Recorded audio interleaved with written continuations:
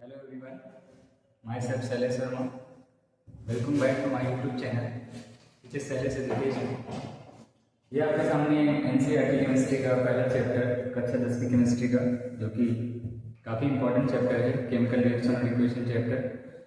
अकेला 7 से 8 नंबर दे के जाता है, चाहे वो CBSE बोर्ड हो और चाहे यूपी बोर्ड हो। उसी का डिस्कशन एक 1 शॉट वीडियो में किया जाएगा। पूरा चैप्टर इसी वीडियो में एंड हो जाएगा, और जो भी डाउट होंगे उसके लिए दूसरा आपका सेशन आएगा, इसमें PY2 कराया जाएगा प्रीवियस ईयर के। तो ये इसी तरह से पूरी साइंस के एक चैप्टर रेगुलर आपके आते रहेंगे, और इस तरह से आपकी यूपी बोर्ड की तैयारी या CBSE बोर्ड की तैयारी बहुत बढ़िया होगी। ठीक है, तो चलिए बिना देर के शुरू करते हैं इस वीडियो को। तो ये चैप्टर है केमिकल रिएक्शन एंड इक्वेशन, और जिसमें कि आपको पूरी रिएक्शंस और इक्वेशंस के बारे में बताया जाएगा, टाइप्स ऑफ केमिकल रिएक्शन बताया जाएगा, और किस टाइप की रिएक्शन होती है, जैसे combination, displacement, decomposition, oxidation, reduction. इन सब रिएक्शन के बारे में आप लोग जानते होंगे, तो इन सब रिएक्शन के बारे में पढ़ाया जाएगा यहाँ पे। तो चलिए स्टार्ट करते हैं फिर। तो जैसे आपका सबसे पहले पूछा जाता है केमिकल रिएक्शंस क्या होती हैं, तो आपने इसे चेंजेस पढ़े हैं, फिजिकल चेंजेस, केमिकल चेंजेस। तो उसमें एक चेंज होता है केमिकल चेंज। तो द प्रोसेस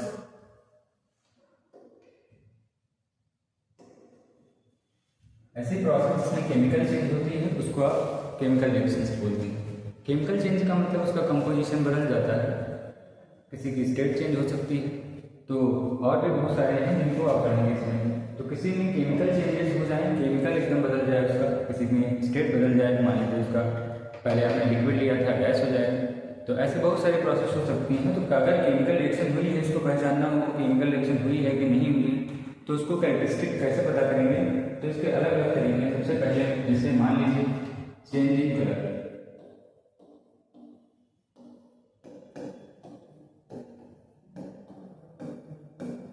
अगर किसी रिएक्शन के कंप्लीट होने के बाद उसमें कलर में चेंजेस आ गए हैं, तो आप कहेंगे केमिकल रिएक्शन हुई है। जैसे कि आप कोई रिएक्शन पढ़ेंगे, एक रिएक्शन भी आप पढ़ेंगे Fe प्लस कॉपर सल्फेट। अब भी आप रिएक्शन पढ़ेंगे, आयरन के लिए कॉपर सल्फेट से रिएक्शन कराई जाती है, तो कॉपर सल्फेट ब्लू कलर का होता है, और फिर रिएक्शन होने के बाद में बदल जाता है फेरस सल्फेट और कॉपर में। एक प्रकार का डिस्प्लेसमेंट रिएक्शन है, जो कि लेक्चर में भी आगे बताया जाएगा। तो इस रिएक्शन में देखिए ब्लू से एक इस कलर का हो जाता है ग्रीन कलर का हो जाता है। तो आपने देखा कैसे कलर चेंज हो रहा है। तो जैसे कलर चेंज होगा, तो ये पहली तरीका है पहचानने का केमिकल रिएक्शन हुई है कि नहीं। दूसरा तरीका क्या है कि change in state. Change in state, जैसे कि आपको पता है कि मेटल के 3 स्टेट है, लिक्विड और सॉलिड और गैस। तो इसमें एक स्टेट में मान लीजिए आपने सॉलिड लिया है तो गैस में कन्वर्ट हो जाए, आपने गैस लिया है तो सॉलिड में कन्वर्ट हो जाए। तो ये अलग अलग इसमें स्टेट में चेंजेस आ सकती हैं। जैसे कि आपने मान लीजिए एक एग्जांपल है, जैसे कि आप क्या करते हैं, कार्बन जो कि सॉलिड है और प्लस ऑक्सीजन जो कि गैस स्टेट में है, इनको जब क्या आपस में रिएक्शन करवाते हैं तो बनता है CO2। देखिए CO2 क्या है, CO2 भी क्या है, गैस स्टेट में। तो आप यहाँ से देख पा रहे हैं कि कार्बन को आपने जब लिए थे सॉलिड, लेकिन यहाँ पर वो गैस स्टेट में कन्वर्ट हो गया, उसकी केमिकल कंपोजिशन चेंज हो गई और उसका स्टेट भी क्या हो गया, चेंज हो गया। H2 प्लस O2 का भी देख सकते हैं, H2 गैस है, O2 भी गैस है, क्योंकि H2O एक प्रकार का लिक्विड है। तो ये स्टेट में चेंजेस आ गई हैं, ये भी हो सकता है। ठीक है,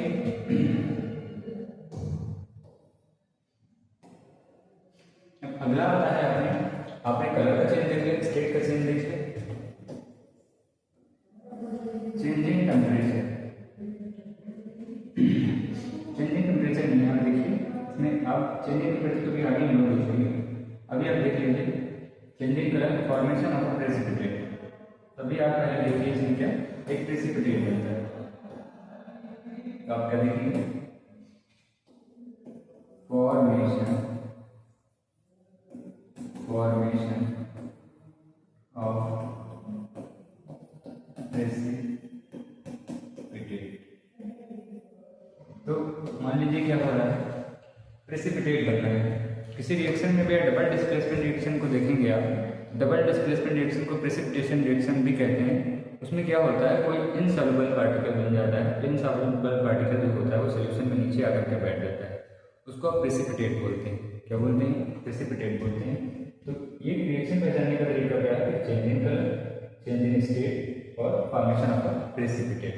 किसी में प्रेसिपिटेट बन जाता है, जिससे अभी डबल डिस्प्लेसमेंट रिएक्शन में आप बहुत सारे पढ़ेंगे प्रेसिपिटेशन रिएक्शन। अब अगला क्या है, चौथा पॉइंट इसका क्या होता है कि evaluation of gas. Evaluation of gas. एक रिएक्शन में क्या होता है, केमिकल रिएक्शन में जब किसी केमिकल रिएक्शन पूर्ण होती है, कंप्लीट होने वाली, तो उसमें से एक गैस निकलती है। ये हो सकती है कि अगर रिएक्शन पहचानने की तरीका तो उसमें गैस भी निकलती है। तो गैस कैसे निकलेगी?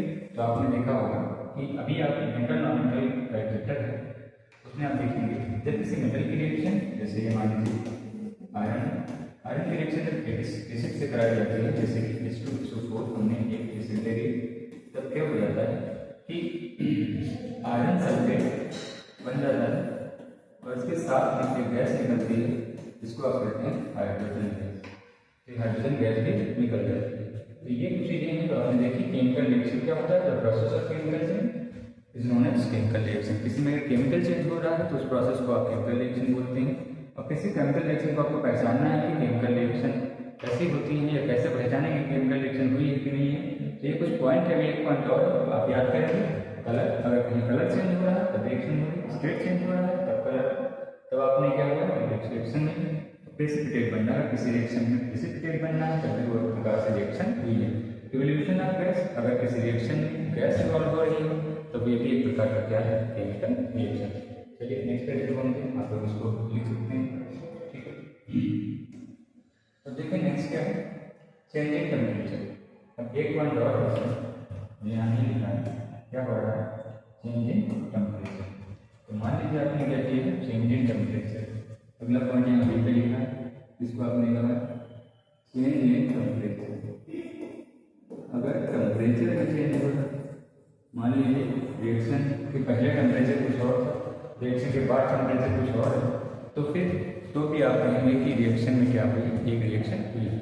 अगर टेम्परेचर में चले, मान लीजिए अभी कुछ और था, ठंडा था, तब जाकर के गर्म हो, तो ऐसे भी होते हैं। तो रिएक्शन के टाइम पे रिएक्शन में क्या होता है, टेम्परेचर कैसे चेंजेस हो रहे हैं, इसके आधार पर आप रिएक्शन को दो टाइप से पढ़ते हैं।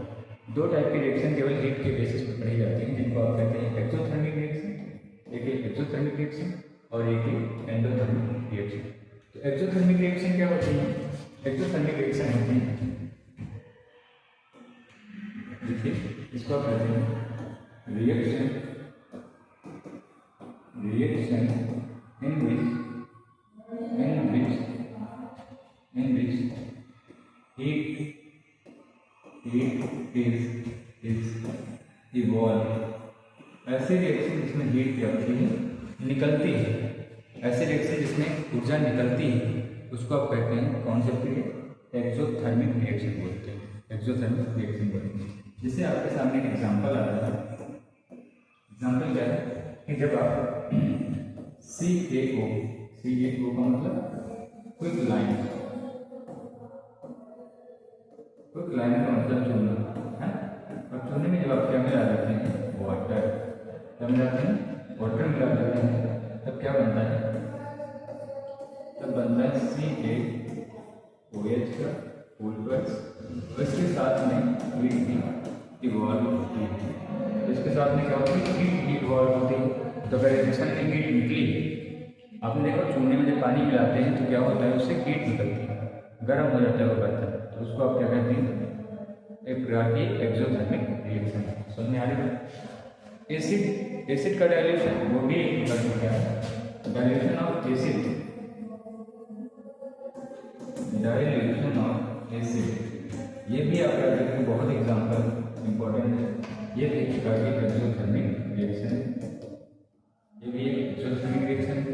एक और आप एग्जाम्पल याद रखना है आपको, जिसको आप सबसे इंपॉर्टेंट है, रेस्पिरेशन। आपको पता होगा कि रेस्पिरेशन में क्या होता है, रेस्पिरेशन में भी एनर्जी निकलती है एटीपी के फॉर्म में, वो भी प्रकार की क्या है, एक्सोथर्मिक रिएक्शन है। आपको पता है कि ग्लूकोज को जब ऑक्सीजन के प्रेजेंस में ऑक्सीडाइज किया जाता है तो उससे क्या निकलता है, कार्बन डाइऑक्साइड निकलता है, वाटर निकलता है, उसके साथ में एनर्जी निकलती है। तो इस रिएक्शन को भी आप रेस्पिरेशन एक प्रकार के में क्या है, रेस्पिरेशन रिएक्शन एक प्रकार के एक्सोथर्मिक रिएक्शन। मेनली जितनी भी कॉम्बिनेशन रिएक्शन होती हैं, अभी आपको टाइप पढ़ाया जाएगा, जितनी कॉम्बिनेशन रिएक्शन होती हैं, कॉम्बिनेशन रिएक्शन, जितनी भी कॉम्बिनेशन रिएक्शन होती है वो सब की सब एक्सोथर्मिक रिएक्शन होती है। ठीक है, तो हमने आगे बढ़ते हैं, आगे बढ़ते हैं। चलिए, अब एंडोथर्मिक रिएक्शन क्या होती है? एंडोथर्मिक रिएक्शन क्या होती है? रिएक्शन,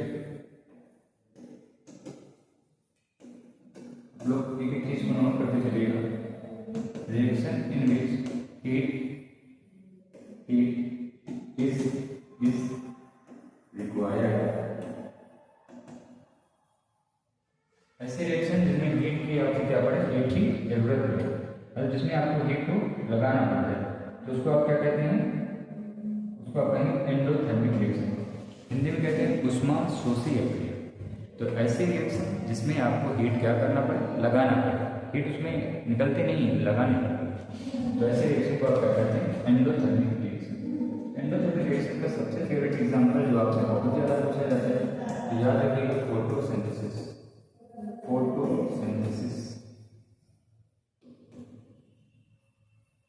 फोटोसिंथेसिस एक प्रकार की क्या है, एंडोथर्मिक रिएक्शन। फोटोसिंथेसिस रिएक्शन होती क्या है, तो आपने पढ़ा है फोटोसिंथेसिस रिएक्शन क्या होती है।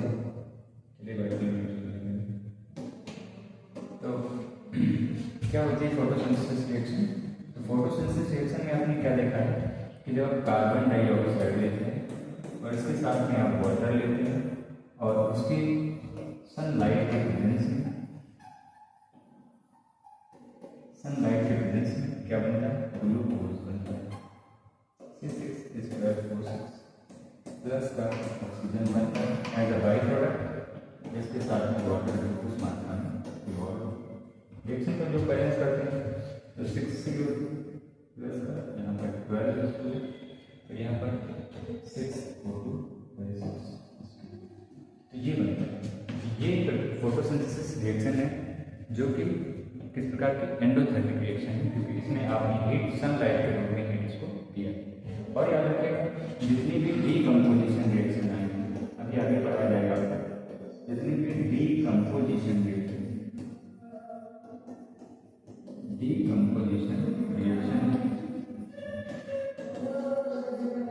वो भी सबके सबके एंडोथर्मिक रिएक्शन है।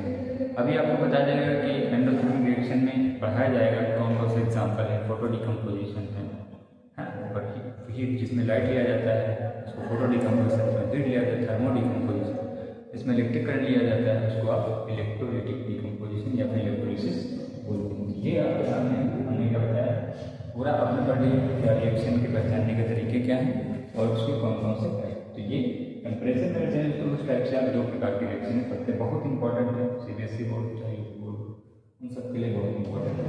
नेक्स्ट पेज बोलते हैं, देखिए एग्जाम्पल पूछ रहा है एंडोथर्मिक और इसके एक्सोथर्मिक और एंडोथर्मिक के रिएक्शन, वही फिर से बात कौन कौन से, तब याद रखिएगा। रेस्पिरेशन ये क्या है, एक्सोथर्मिक है ना, रेस्पिरेशन क्या है, एक्सोथर्मिक। और अगर आप क्या है फोटोसिंथेसिस, फोटोसिंथेसिस क्या है,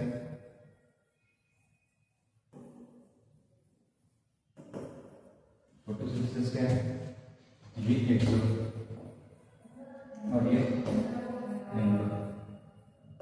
हमने और क्या बताया, रेस्पिरेशन, और हमने क्या कहा, डायरेक्शन ऑफ एनर्जी,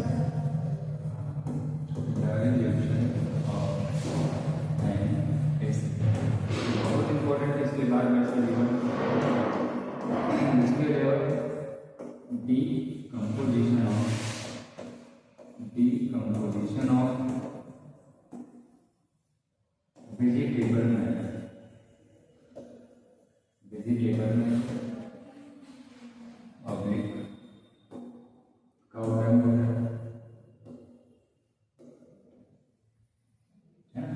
ये सब चीजें क्या करते हैं हम लोग, तो खाद बनाते हैं, तो वो भी एक प्रकार की क्या है, एक्सोथर्मिक रिएक्शन, क्योंकि उससे हीट ज़्यादा निकलती है। और हमने बताया था कि इसमें कॉम्बिनेशन रिएक्शन में एग्जाम्पल क्या है, कॉम्बिनेशन रिएक्शन के जितने भी एग्जाम्पल में पढ़ा जाएगा वो सब के सब किस में आएंगे, एक्सोथर्मल फोटोसिंथेसिस है। और हमने क्या कहा, डिकम्पोजिशन, जैसे कि डिकम्पोजिशन रिएक्शन की जो डिकम्पोजिशन रिएक्शन एग्जाम्पल, अभी आपको पता है डिकम्पोजिशन रिएक्शन के एग्जाम्पल कौन कौन से हैं। डिकम्पोजिशन रिएक्शन के एग्जाम्पल कौन कौन से हैं ये कभी आपको पढ़ाया जाएगा। जैसे CaCO3 gives CaO plus CO, ये भी एग्जाम्पल है। अभी आपको पढ़ाया जाएगा AgCl gives Ag plus Cl, या फिर पढ़ाया जाएगा AgBr gives Ag plus Br।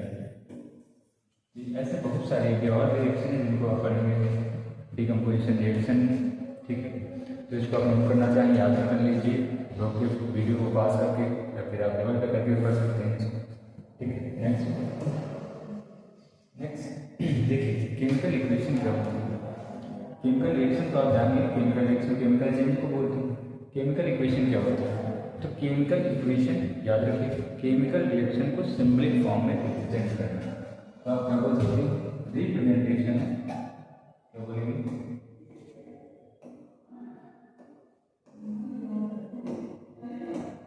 कहते हैं रिप्रेजेंटेशन ऑफ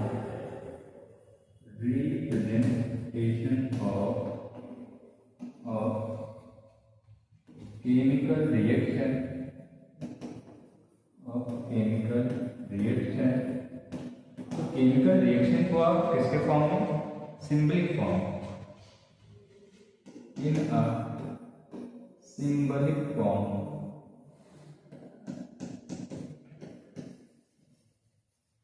सिंबलिक फॉर्म में जब आप रिप्रेजेंट करेंगे किसी भी केमिकल रिएक्शन में, उसको आप क्या नाम देंगे, केमिकल इक्वेशन। क्या बोलेंगे, केमिकल इक्वेशन। देखिए केमिकल इक्वेशन के बारे में क्लास 9 में आप लोगों ने पढ़ा है, law of conservation of mass. Law of conservation of mass कहता है कि किसी भी रिएक्शन में या किसी इक्वेशन में जो रिएक्टेंट के होते हैं, रिएक्टेंट और जो प्रोडक्ट होता है। रिएक्टेंट क्या होता है, तो रिएक्टेंट वो होता है जो किसी रिएक्शन में भाग लेते हैं, जो किसी रिएक्शन में पार्टिसिपेट करते हैं, उनको आप क्या कहते हैं, रिएक्टेंट कहते हैं, जो कंबाइन होकर के प्रोडक्ट बनाते हैं, है ना। और रिएक्टेंट की प्रॉपर्टी प्रोडक्ट की प्रॉपर्टी से अलग होती है। तो उनका जैसे आपने कहा कि मान लीजिए हमने कहा C+O2 गिव्स CO2, तो आपको पता है ये रिएक्टेंट और ये जो बनाए हैं तो आप क्या बोलेंगे, प्रोडक्ट। रिएक्टेंट की प्रॉपर्टी प्रोडक्ट से अलग होती है। आपको पता है कि कार्बन क्या है, सॉलिड है, कार्बन डाइऑक्साइड गैस। तो ये रिएक्टेंट और प्रोडक्ट आप बातें समझ चुके हैं।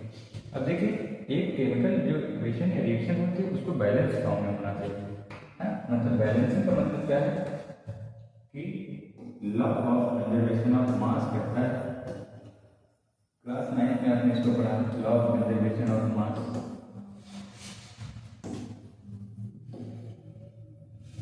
Law of conservation of mass कहता है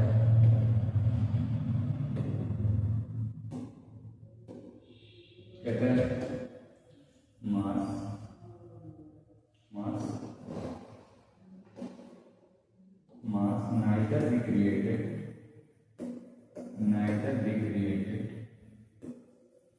nor be destroyed।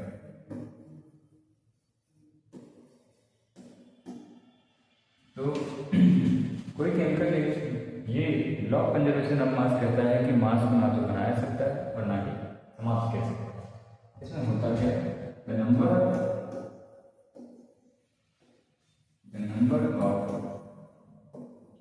reactants is equal to the number of product। Reactant जितने होंगे किसी भी कंपाउंड के जितने पार्टिसिपेंट्स या पार्टिकल्स रिएक्टेंट में होंगे उतने ही प्रोडक्ट में होने चाहिए। इसी को आप कहते हैं law of conservation of mass. तो आपके एनसीईआरटी देखिए केमिकल इक्वेशन को बैलेंस करने के लिए आपने हिट एंड ट्रायल मेथड है। तो हिट एंड ट्रायल मेथड कभी पूछा नहीं जाता कि हिट एंड ट्रायल मेथड होता क्या है, आपसे सीधे बैलेंसिंग पूछी जाती है कि रिएक्शन केमिकल रिएक्शन को बैलेंस कैसे करेंगे। तो केमिकल रिएक्शन को बैलेंस कैसे करेंगे, स्क्रीन नेक्स्ट देखिए। तो कैसे बैलेंस करेंगे, जैसे कि आपके सामने आपके एनसीईआरटी से लेते हैं Fe प्लस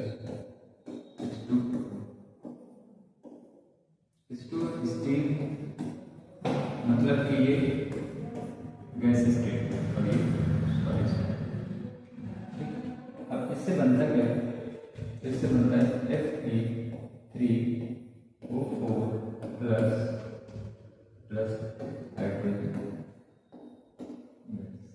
ये आपको पढ़ाया जाएगा केमिकल, जो आपके मेटल और नॉन मेटल चैप्टर है, चैप्टर नंबर 3, उसमें आपको पढ़ाया जाता है कि जब किसी मेटल की रिएक्शन एसिड से कराई जाती है, जब किसी मेटल की रिएक्शन वाटर से कराई जाती है, वाटर में वो भी गैस वार्म वाटर, उसको स्टीम बोलते हैं, उससे कराई जाएगी। जो लो रिएक्टिव एलिमेंट होते हैं वो ज़्यादा, क्योंकि वो ठंडे पानी से जो लो रिएक्टिव एलिमेंट होते हैं वो गर्म पानी से ही रिएक्ट करते हैं, बहुत ज़्यादा गर्म, तो स्टीम से रिएक्ट करते हैं, तो उसको ऑक्साइड बन जाता है, उसके साथ हाइड्रोजन गैस निकलती है। तो इसमें देखिए पार्टिसिपेंट कौन कौन से, एक Fe हो, रिएक्टेंट और एक H2 हो और एक O, मतलब FeH और O। ये कहाँ इधर रिएक्टेंट में सेम प्रोडक्ट में, लेकिन संख्या में इनकी थोड़ा क्या है अलग।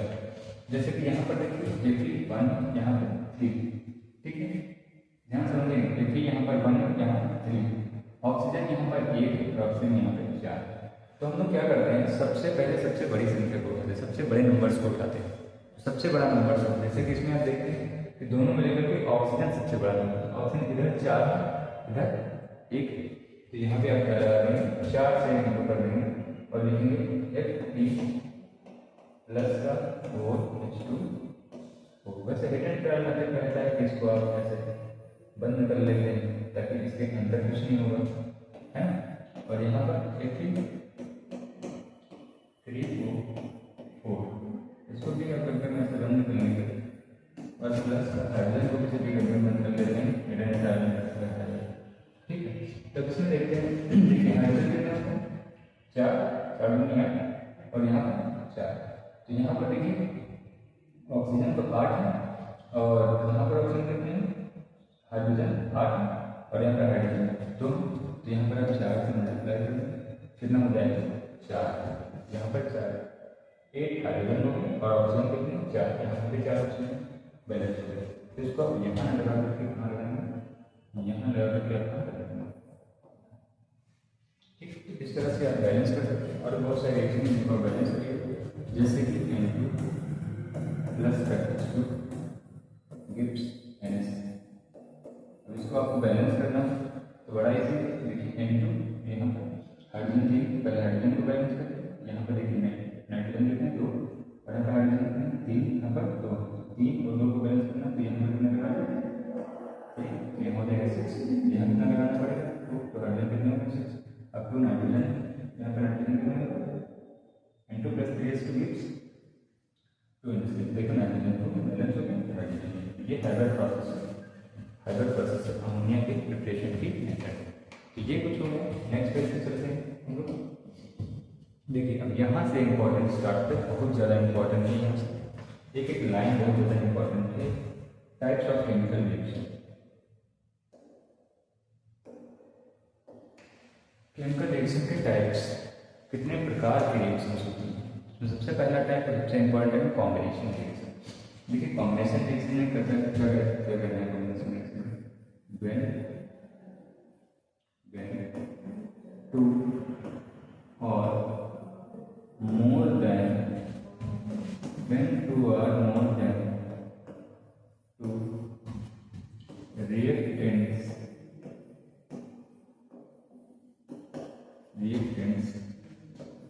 combines to form a single product। तो दो या दो से ज़्यादा रिएक्टेंट कंबाइन करके एक सिंगल प्रोडक्ट बनाना है। जैसे कि हमने मान लीजिए दो रिएक्टेंट ले लिए, एक और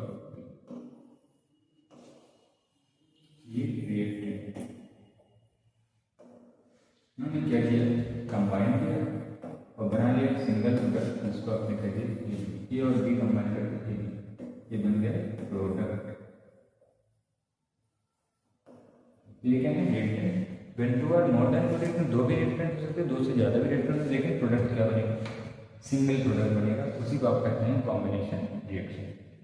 ठीक है, यहाँ सिंथेसिस रिएक्शन बहुत जगह इसको बोला गया है। जैसे एग्जाम्पल की बात अगर कर लें, एग्जाम्पल की बात करें तो बर्निंग ऑफ कोल पूछा गया,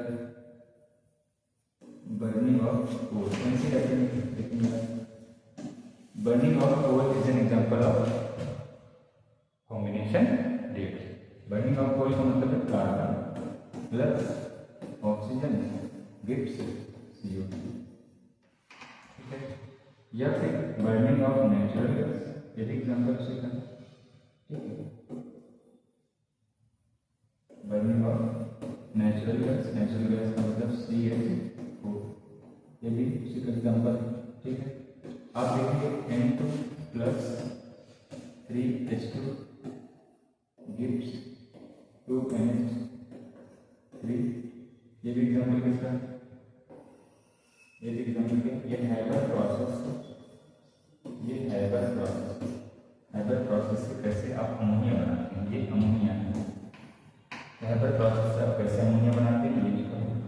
अगर एक्सोथर्मिक और कॉम्बिनेशन रिएक्शन दोनों का तो एग्जाम्पल बहुत ही ज़्यादा इंपॉर्टेंट है, CaO plus H2 gives CaOH का OH।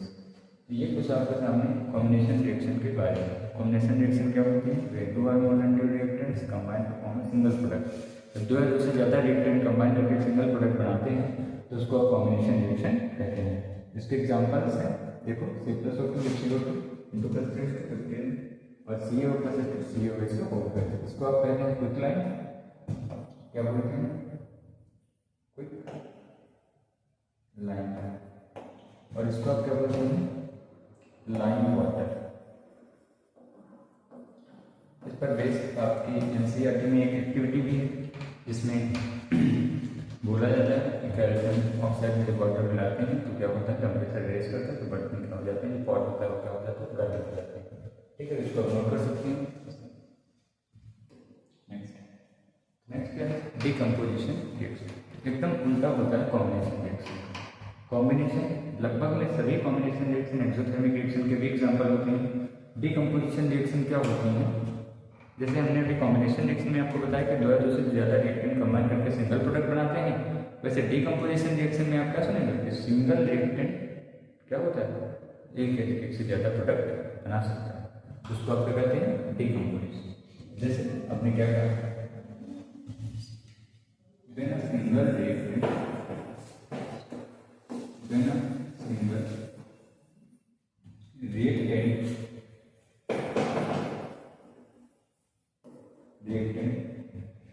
forms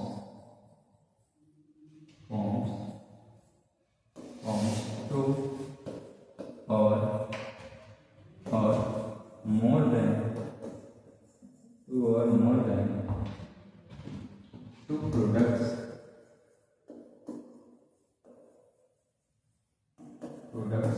इसको आप क्या कहेंगे, डिकम्पोजिशन रिएक्शन बोलेंगे। इनके टाइप होते हैं, जैसे कि अलग अलग टाइप से बोल सकते हैं। पहला टाइप जैसे मान लीजिए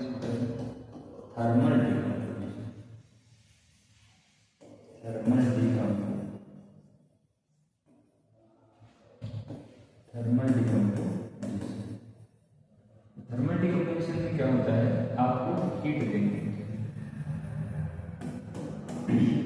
जब हीट देंगे तो हीट के देने से रिएक्टेंट टूट जाएंगे, थर्मल डिकम्पोजिशन। जैसे आपके सामने CaCO3 gives CaO plus CO2, carbon dioxide gas. अगला क्या, PbNO3, ये बहुत ज़्यादा इंपॉर्टेंट है, इसको आप कहते हैं लेड नाइट्रेट का डिकम्पोजिशन। तो लेड नाइट्रेट का डिकम्पोजिशन का PbO प्लस का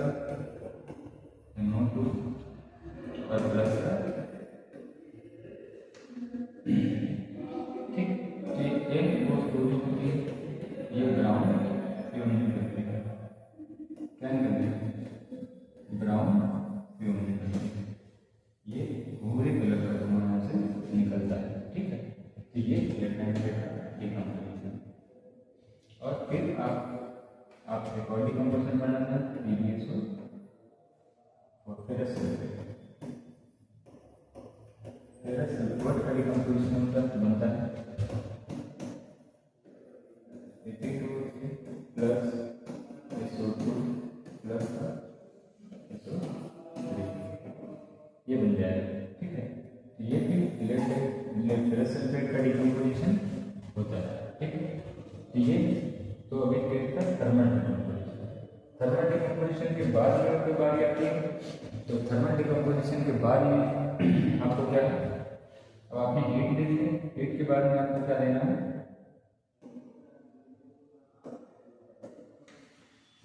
अब हीट के बाद में मान लीजिए आपने क्या दे दिया, लाइट। क्या दिया, लाइट के लिए क्या यूज करते हैं, जिसको आप कहते हैं फोटो। तो इसको लाइट वाले डिकम्पोजिशन को बोलते हैं फोटो डिकम्पोजिशन। क्या बोल रहे हो, फोटो डिकम्पोजिशन। फोटो डिकम्पोजिशन में क्या होता है, लाइट। इसका सबसे पहला एग्जाम्पल क्या है, AgCl gives Ag plus Cl, Ag plus Cl। AgCl white colour का होता है और व्हाइट से किसमें कन्वर्ट हो जाता है, ग्रे कलर। और यहाँ पर क्या पड़ता है, सन। जब AgCl पर सनलाइट डाली जाती है, आपके एनसीईआरटी में डायग्राम बना के AgCl में सनलाइट डाली जाती है तो Ag प्लस Cl दोनों अपने कलर को चेंज करता है, व्हाइट से किस कलर में आया है, ग्रे कलर में। अगला आता है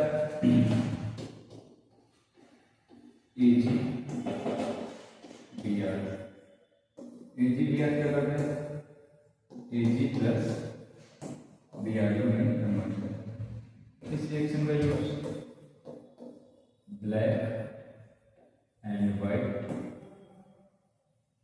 फोटोग्राफी में किया जाता है, ब्लैक एंड व्हाइट फोटोग्राफी में किया जाता है।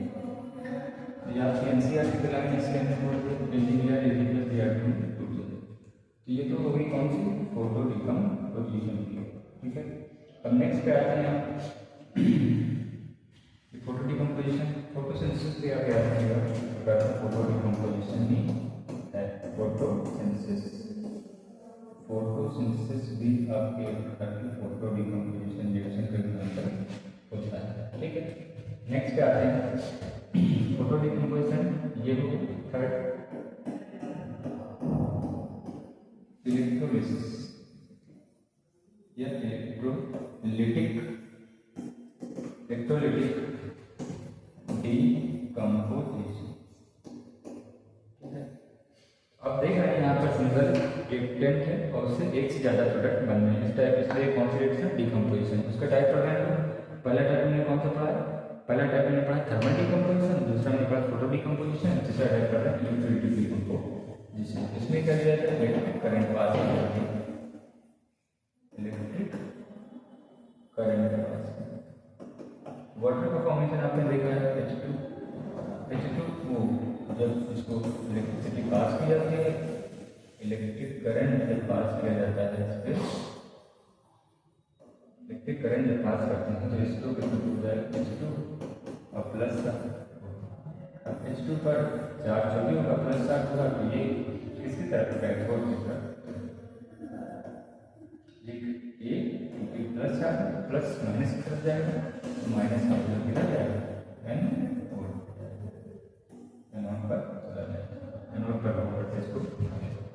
तो ये आपके सामने डिकम्पोजिशन रिएक्शन के टाइप है, उनका एग्जांपल बहुत ज़्यादा इंपॉर्टेंट है। नेक्स्ट है डिस्प्लेसमेंट रिएक्शन। मेरी तरफ से बहुत जरूरी रिएक्शन है। आपके reaction types of chemical reaction में डिस्प्लेसमेंट रिएक्शन या फिर रिएक्टिविटी सीरीज, इन दोनों से एक आता है। पहले डिस्प्लेसमेंट रिएक्शन कैसे करने से पहले, वैसे चैप्टर नंबर 3 में आपको फिर से पढ़ाया जाएगा एक बार मेटल नॉन मेटल में कि रिएक्टिविटी सीरीज क्या होती है। तो रिएक्टिविटी सीरीज क्या होती है, एक सीरीज है मेटल्स के जिसमें ऊपर सबसे ज़्यादा रिएक्टिव एलिमेंट है और नीचे लीस्ट रिएक्टिव एलिमेंट है और बीच में मॉडरेट रिएक्टिव एलिमेंट है।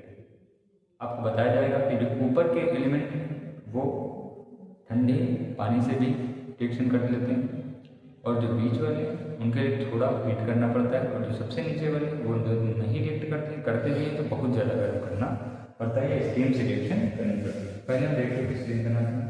देखिए रिएक्टिव की सीरीज क्या है, पोटेंशियल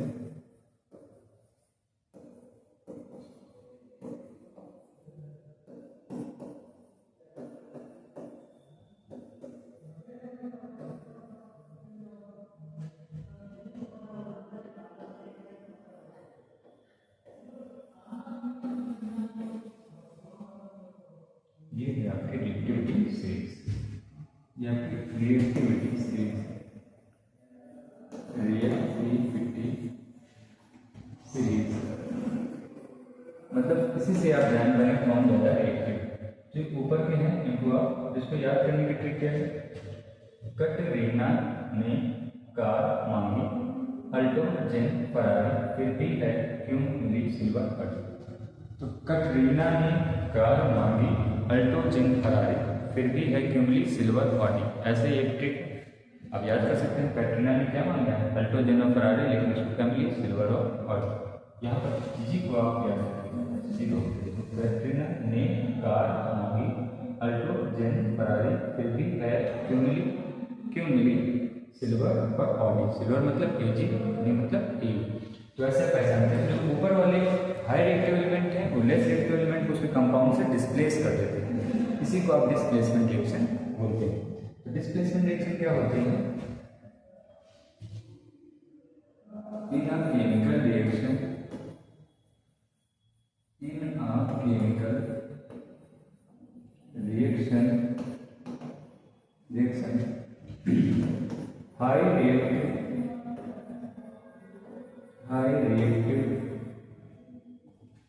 एलिमेंट decomposes, displaces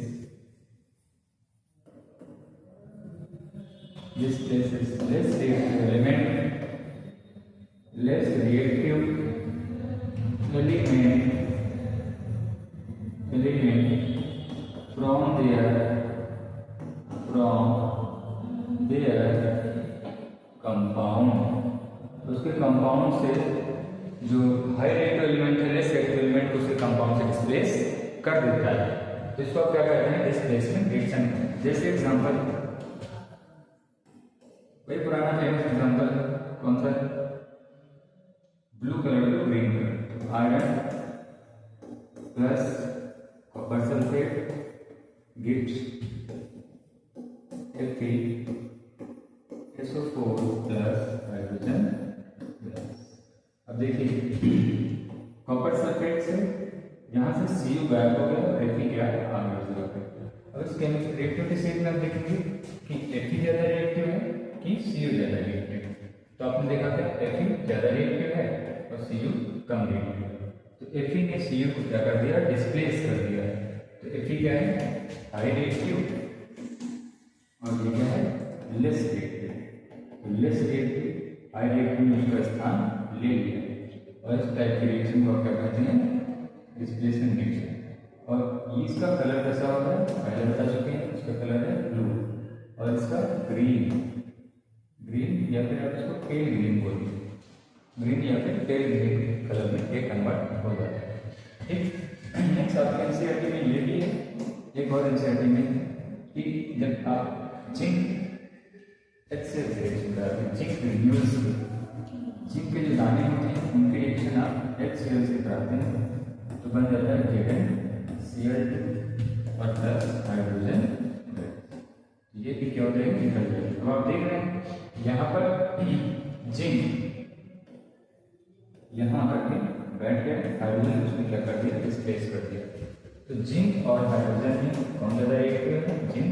इसलिए जिंक ने हाइड्रोजन को डिस्प्लेस कर दिया, उसकी जगह बैठ गया, ZnCl2 बन गया, हाइड्रोजन गैस निकल गई। तो ये आपके डिस्प्लेसमेंट रिएक्शन की आप चिंता नहीं करिएगा। जितनी भी पूरी प्रैक्टिस क्वेश्चन की प्रैक्टिस हो, चाहे प्रीवियस ईयर क्वेश्चन की प्रैक्टिस हो, कुछ भी नहीं छूटेगा। इसके बाद पीवाई को लेके आगे प्रीवियस ईयर क्वेश्चन आएंगे उसमें सब, इसके बाद करेक्टर विभाग उसमें सब का सब कवर हो जाएगा। आपको इस चैप्टर से कोई भी दिक्कत नहीं रह जाएगी। आप क्वेश्चन चाहे जहाँ से पूछा जाएगा उसको आप क्रैक कर लेंगे। ठीक है, नेक्स्ट ठीक है, उसमें एग्जाम्पल्स हैं, एग्जाम्पल्स आप और देख सकते हैं। जैसे कि आप मान लीजिए स्पेस ऑफ 4 की करवाना है उसके साथ में, तो किसी भी मेटल की रिएक्शन आप एसिड के साथ करवाते हैं तो सॉल्ट बनता है और उसके साथ में हाइड्रोजन गैस निकल जाएगी। जैसे Na+H2SO4 तो क्या बन जाएगा? ऐसे Na तो बहुत ज़्यादा रिएक्टिव है तो बहुत ज़्यादा एक्सप्लोसिव रिएक्शन बनता है Na2SO4 plus hydrogen gas.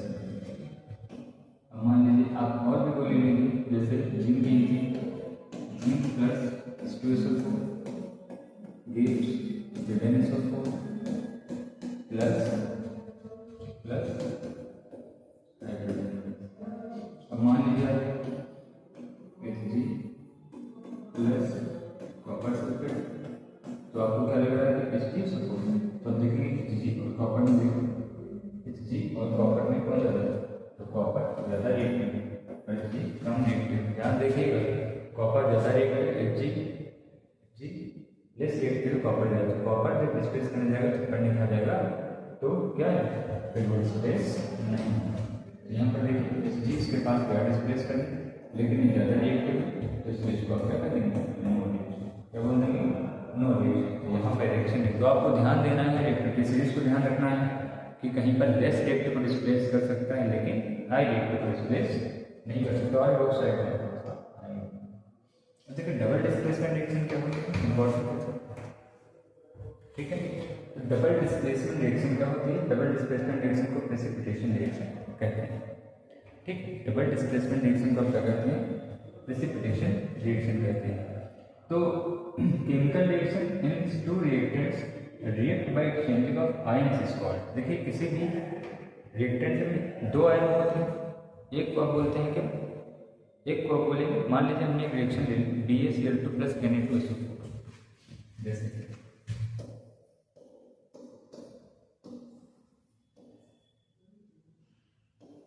BaCl2 plus Na2SO4। अब देखिए Ba इसका कैटायन है, ये कैटायन और ये एनायन और ये कैटायन,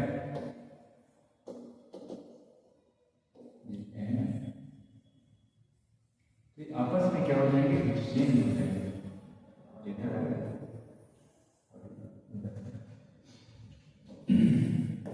तो बनेगा क्या, BaSO4 प्लस NaC। गलत है, यहाँ पे 2 लगाएंगे तो बैलेंस हो जाएगा BaSO4 प्लस 2NaC। और ये कलरलेस बनता है और ये रिएक्शन में प्रेसिपिटेट हो जाता है। प्रेसिपिटेट का मतलब होता है कि इनसॉल्युबल एक सोल्यूशन में, इनसॉल्युबल कोई चीज सोल्यूशन में आकर के नीचे बैठ जाता है तो उसको प्रेसिपिटेट बोलते हैं। तो इसमें प्रेसिपिटेट हो जाएगा BaSO4 और नीचे जाकर के बैठ जाएगा। इसको डबल डिस्प्लेसमेंट रिएक्शन भी बोल सकते हैं। वैसे न्यूट्रलाइजेशन रिएक्शन जो होती है, एसिड और बेस की रिएक्शन जब होती है, सॉल्ट और वाटर बनता है, वो भी एक प्रकार की क्या है, डबल डिस्प्लेसमेंट रिएक्शन के एग्जाम्पल। जैसे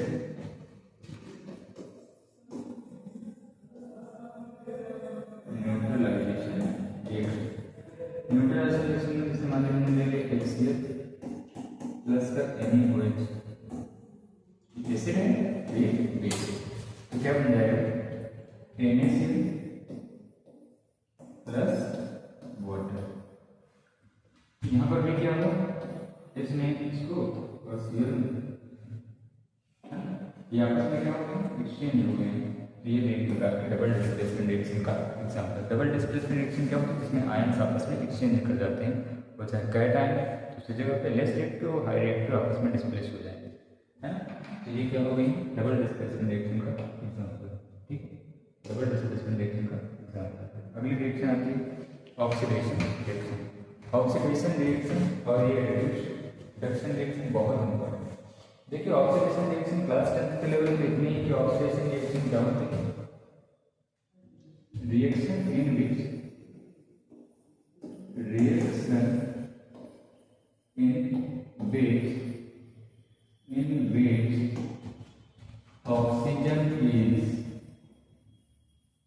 oxygen is added। ऐसी केमिकल रिएक्शन जिनमें ऑक्सीजन ऐड होता है, ऑक्सीजन ऐड हो जाए, ऑक्सीजन की संख्या बढ़ जाए या फिर ऑक्सीजन ना हो तो ऑक्सीजन आ जाए, तो उसको ऑक्सीडेशन रिएक्शन कहते हैं। या फिर और एक डेफिनेशन जिसमें हाइड्रोजन क्या हो जाए, लॉस हो जाए।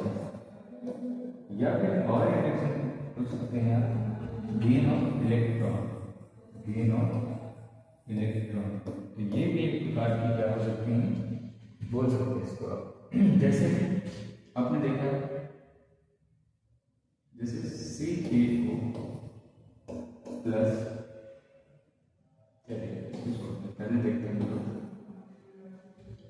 जैसे कि Cu plus O2 gives CuO, ठीक, यहाँ पर 2 लगा दिया, यहाँ पर भी 2 लगा दिया, पहले जो कि ये ब्लैक कलर का बन जाता है।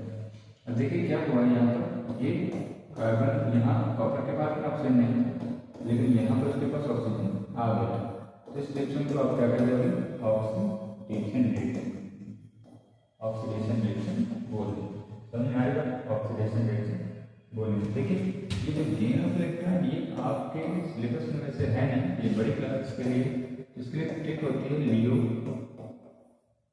सीरीज गर, यहाँ याद रखते हैं। देखिए लियो मतलब पैंथेरा, लियो तो टाइगर का नाम होता है, लायन, तो आपको पता है लियो जो दहाड़ता है तो कैसे बोलता है, गर। तो loss of electron, loss of electron oxidation, तो गेन ऑफ इलेक्ट्रॉन रिडक्शन। तो ये आपके सामने ऑक्सीडेशन रिएक्शन थे। नेक्स्ट रिडक्शन रिएक्शन क्या होती है, उसका उल्टा हो जाएगा ऑक्सीडेशन, तो उसमें क्या हो जाता है, इन विच गेन ऑफ हाइड्रोजन एंड और loss of oxygen is called reduction reaction. एक प्रकार की रिडक्शन रिएक्शन में क्या होता है, जिसमें ऑक्सीडेशन, जिसमें आपके रिडक्शन रिएक्शन में आपकी ऑक्सीडेशन मतलब कि गेन ऑफ हाइड्रोजन हो जाए और लॉस ऑफ हाइड्रोजन हो जाए, तो एक प्रकार की रिडक्शन रिएक्शन होती है, ठीक। और ऐसे रिएक्शन जिसमें तो समझ में आएगा। नेक्स्ट रिडॉक्स रिएक्शन क्या होती है, देखिए ये दोनों शब्दों से मिलकर बनना, ऐसे ही आपको पता है, रेड और प्लस का ऑक्स, तो रेड का मतलब रिडक्शन और ऑक्स का मतलब ऑक्सीडेशन। तो ऐसे रिएक्शन जिसमें ऑक्सीडेशन और रिडक्शन दो के दोनों साथ में होते हैं साइमल्टेनियसली, क्या होते हैं, साइमल्टेनियसली,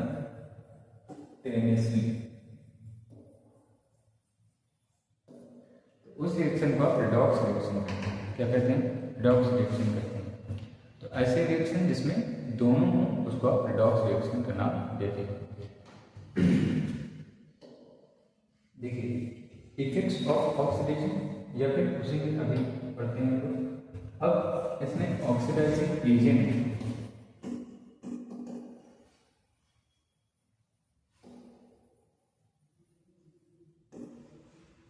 ऑक्सीडाइजिंग एजेंट क्या होते हैं, ऑक्सीडाइजिंग एजेंट और क्या होते हैं reducing agent.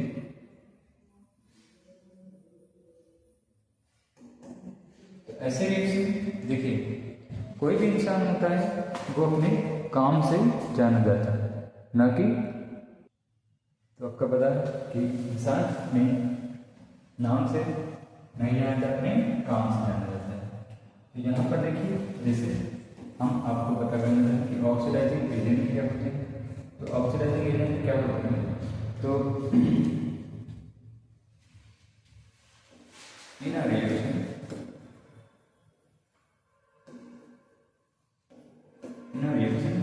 oxidizing agent is a compound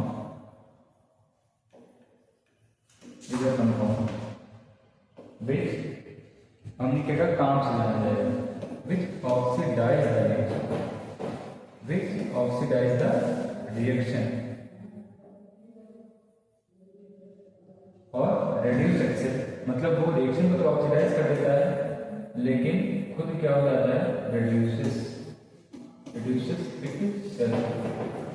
क्या हो जाएगा, रिड्यूस हो जाएगा। रिएक्शन में खुद तो रिड्यूस हो जाएगा लेकिन रिएक्शन को ऑक्सीडाइज कर देता है। तो उसको आप क्या कहते हैं, उसको आप क्या कहेंगे, ऑक्सीडाइजिंग एजेंट। क्या बोल देंगे, ऑक्सीडाइजिंग एजेंट। जैसे आपके अब ये आपने समझ के ऑक्सीडाइजिंग एजेंट क्या होता है। वैसे ही रिड्यूसिंग एजेंट की बात की जाए,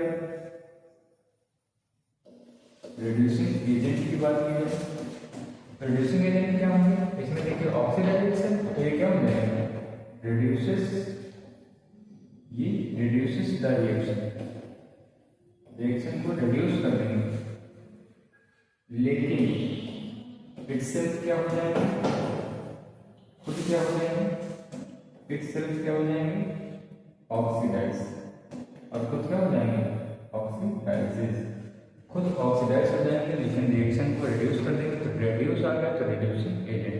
जैसे बैंक एजेंट क्या करवाता है, बैंक एजेंट या फिर लोन एजेंट जो होता है, आपका लोन करवाता है, खुद का नहीं करता, तो नाम से जाना जाता है। बैंक है मतलब बैंक के काम वाला, ठीक है। तो ये जैसे एक एग्जांपल आपके सामने देखिए, एग्जांपल है copper oxide plus H2 gives.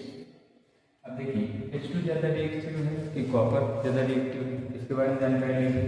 तो अभी आपको रिएक्टिविटी सीरीज बताइए, तो बताइए कौन ज़्यादा रिएक्टिव है, तो क्या हो जाएगा, तो कॉपर डिस्प्लेस हो जाएगा, H2 आकर तो बैठ कॉपर और H2 में H2 ज़्यादा रिएक्टिव, तो बन जाएगा कॉपर डिस्प्लेस हो गया और बन गया H2O।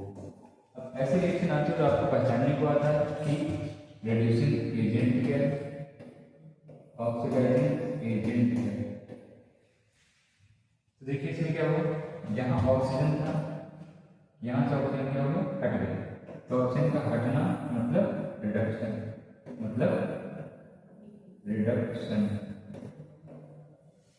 और ऑक्सीजन का जुड़ना, देखिए ऑक्सीजन जुड़ रहा है, ये ऑक्सीडेशन, इतना क्लियर। ऑक्सीजन हट गया तो रिडक्शन, ऑक्सीजन जुड़ गया तो ऑक्सीडेशन। अब देखिए इसमें क्या हुआ है, अब रिड्यूसिंग एजेंट की पहचान है तो कौन रिड्यूस हुआ है, तो देखिए ये रिड्यूस हो गया है ना, और इसने इसको क्या कर दिया, ऑक्सीडाइज कर दिया। तो इसने इसको ऑक्सीडाइज कर खुद रिड्यूस हो गया, तो कॉपर ऑक्साइड क्या होगा, कॉपर ऑक्साइड क्या होगा, ऑक्सीडाइजिंग एजेंट। देखिए इसने इसको क्या कर दिया, ऑक्सीडाइज, और खुद क्या होगा, रिड्यूस। अब आपसे पूछे रिड्यूसिंग एजेंट क्या है, देखिए खुद रिड्यूस हो गया लेकिन रिएक्शन कुछ ने ऑक्सीडाइज कर दिया। तो ये रिएक्शन देखिए खुद क्या हुआ है, रिड्यूस, लेकिन ऑक्सीडेशन किया तो काम क्या है, उसने ऑक्सीडाइज किया, ऑक्सीडाइजन है। इसने क्या किया, इसने इसको रिड्यूस कर दिया लेकिन खुद ऑक्सीडाइज हो गया, तो ये क्या हो जाएगा, रिड्यूसिंग एजेंट। कौन हो जाएगा, H2। इसको क्या हो जाएगा, रिड्यूसिंग एजेंट। तो जो क्या करे, जैसे H2 ने इसको रिड्यूस कर दिया लेकिन खुद ऑक्सीडाइज हो गया, तो ये क्या हो जाएगा, इसने क्या किया, रिड्यूस किया, रिड्यूसिंग एजेंट। फिर वैसे ही ऑक्सीडाइजिंग एजेंट, तो इसने इसको ऑक्सीडाइज कर दिया लेकिन खुद रिड्यूस हो गया, तो वो ऑक्सीडाइजिंग एजेंट। ऐसे बहुत सारे क्वेश्चंस आएंगे, हम लोग प्रैक्टिस वाले सेशन में करेंगे इसको। नेक्स्ट पे आते हैं। अब देखिए जो ऑक्सीडेशन रिएक्शन है उसके आपके डेली लाइफ में क्या क्या एग्जाम्पल देखने को आपको मिलते हैं। जैसे आप लोगों को बहुत फैमिलियर होंगे आप कोरोजन से, जब आयरन कील को या आयरन नील को आप, तो कोरोजन की पहले डेफिनेशन हम लोग समझ लेते हैं क्या होता है। जब कोई एलिमेंट या फिर कोई मेटल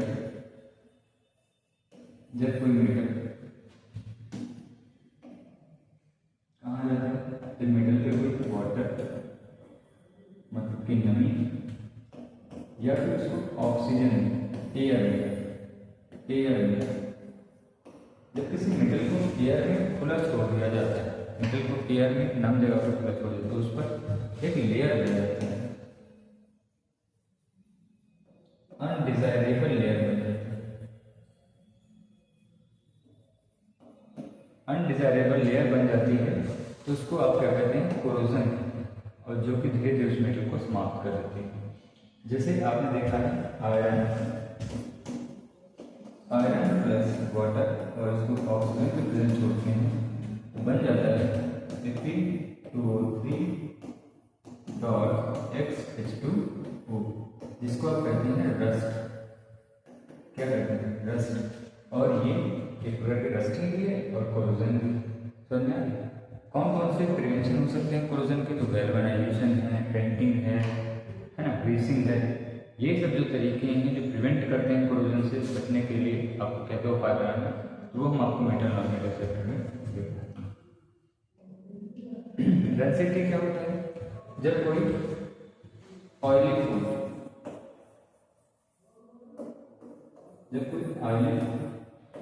एयर के कांटेक्ट में आता है, एयर के कांटेक्ट में आ जाता है तो उसकी स्मेल चेंज हो जाती है ना, उसकी सुगंध चेंज हो जाएगी, उसका ओडर चेंज हो जाएगा। इसमें ये ओडर बात देखिए, उसका टेस्ट चेंज हो जाएगा। तो मतलब when an oily food in contact with air then it changes their smell and odor and taste। Smell order या फिर टेस्ट चेंज हो जाएगा तो उसको आप क्या कहते हैं, रेंसिडिटी। इस प्रोसेस को आप क्या नाम देते हैं, रेंसिडिटी। अब रेंसिडिटी में, रेंसिडिटी से अगर आप बचने को हो तो आपके फूड सब्सटेंस में उस एंटीऑक्सीडेंट डाल दिया जो कि रेंसिडिटी नहीं होने देते हैं। रिएक्शन में रेंसिडिटी नहीं होने तो फूड आपका काफी समय तक चलता है। उनका नाम क्या होता है, जिसे आप याद रखिएगा, एक होता है BHA और एक होता है BHT। BHT को आप कहते हैं ब्यूटाइल हाइड्रोक्सी टॉलरेंट, और इसको BHT को ब्यूटाइल हाइड्रोक्सी टॉलरेंट। ये कुछ क्या है, एंटीऑक्सीडेंट है जो रेंसिडिटी नहीं होते, आप खाने में मिला देंगे तो काफी समय तक चलता है। चिप्स के पैकेट में पूछा गया है कि चिप्स के पैकेट में आप चिप्स का पैकेट लेने जाते हैं, देखते हैं उसमें पूरी हवा भरी रहती है, चिप्स एक ही आगे रहते हैं, है ना। तो क्योंकि चिप्स के पैकेट में नाइट्रोजन गैस भरी रहती है, नाइट्रोजन एक प्रकार से रिएक्टिव नहीं होती है, तो इनर्ट गैसेस मान लिया, इनर्ट मानिए उसको, नाइट्रोजन गैस के बाद बाकी गैसेस को नहीं आने देती है, जिसके वजह से रेंसिडिटी से बचेगा। तो ये वन शॉर्ट लेक्चर था आपका, जिसको हमने बहुत तेजी में खत्म किया है। लेकिन अभी PYQs आएंगे, प्रीवियस ईयर क्वेश्चन, जिसमें डिटेल हम लोग करेंगे। आपको कोई भी डाउट है या कोई क्वेश्चन है जो समझ में नहीं आए चैप्टर से, कहीं से भी कोई डाउट, तो आप कमेंट सेक्शन में उसको डालिए, उसका सोल्यूशन कंफर्म देंगे। या तो फिर आप हमारे इंस्टाग्राम चैनल या फिर टेलीग्राम चैनल को ज्वाइन करें और वहाँ पर क्वेश्चन डाउट डालें तो भी हो पाएगा। ठीक है, तो देखिए, अब इस वीडियो अगर आपको पसंद आई है तो ज़्यादा से ज़्यादा इसको लाइक करें, सब्सक्राइब करें, ताकि मोटिवेट हों और आगे भी ऐसे लेक्चर्स बनाते रहें। अब नेक्स्ट जो आपका है, तो अब नेक्स्ट सेशन जो है उसमें आपके PYQ आएंगे, प्रीवियस ईयर के चैप्टर क्वेश्चन करवाएंगे। इसी YouTube चैनल पे आपके बायो की क्लासेस चलेंगी, फिजिक्स की क्लासेस चलेंगी, पूरा क्लास 10th का सिलेबस खत्म करना है। बोर्ड की तैयारी होने वाली है, जब कि आप तैयारी करिए। कहीं से भी कोई डाउट आता है, शैलेश एजुकेशन यूट्यूब चैनल हमेशा आपके साथ है। और नेक्स्ट सीजन PYQs भूलना देखना ना भूलें, और जितने भी क्वेश्चन उसको ट्राई करें। तब तक के लिए स्वस्थ रहें, मस्त रहें।